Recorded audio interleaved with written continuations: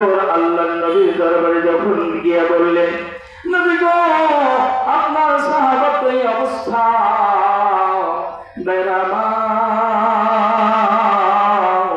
আল্লাহর নবী আর ঠিক থাকতে পারলেন না, কারণ হলো সে বড় মহাব্বতের একজন সাহাবা ছিল। আল্লাহর নবী এবার সাহাবায়ে কেরামকে সাথে নিয়ে আল্লাহর নবীর সাহাবা হযরত আলকামা রাদিয়াল্লাহু তাআলা আনহু বাড়িতে গেলেন। যাওয়ার পরে দেখে যে আসলে কথা বাস্তব, যে আল্লাহর নবীর সাহাবা চোখগুলো বড় বড় হয়ে যায় আর জিহ্বাটা বের হয়ে যায়। আল্লাহর নবী এইবার আলকামার মাকে ডাকতে বলে, ও আমার সাহাবা আলকামার মা, আপনার সন্তান আপনার সঙ্গে সম্পর্ক কেমন ছিল একটু বলেন। কেবলমাত্র এই কথা বলছে আল্লাহর নবীর সাহাবার মা চোখ দিয়ে পানিগুলো দর দর করে পড়া শুরু হয়ে গেছে। মা ডাকতে বলে, নবী গো,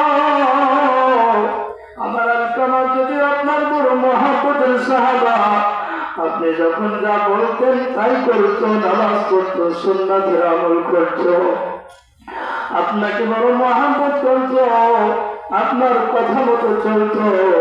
কিন্তু আমার ছেলে আপনার সাহাবা সব ভালো ছিল, রাত্রিবেলা যখন বিবির কাছে যাইতো, গিন্নের কাছে যাইতো, গিন্নের কথা শুনে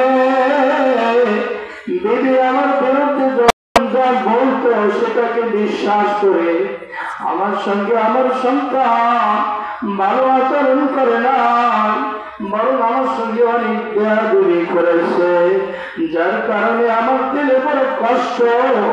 আল্লাহর নবী ডাকতে বলেন, হে আলকামার মা, তাহলে কি তুমি তোমার সন্তানের উপর সন্তুষ্ট?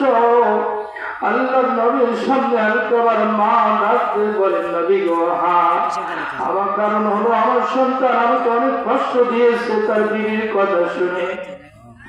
আল্লাহর নবী বুঝতে পেরেছে যে মার সঙ্গে বেয়াদবি করার কারণে আলকামার এমন অবস্থা। নবীজি সাহাবায়ে কেরামকে ডাকতে বললেন, এ আমার সাহাবায়ে কেরাম, আলকামার মা যদি আলকামাকে মাফ না করে দেয়, আলকামা মরলে তো জান্নাতে যাইতে পারবে না, সে তো জাহান্নামে যাবে, আর জাহান্নামে গেলে তো তাকে আগুনে পোড়া লাগবে। কথা বলেন ঠিক না?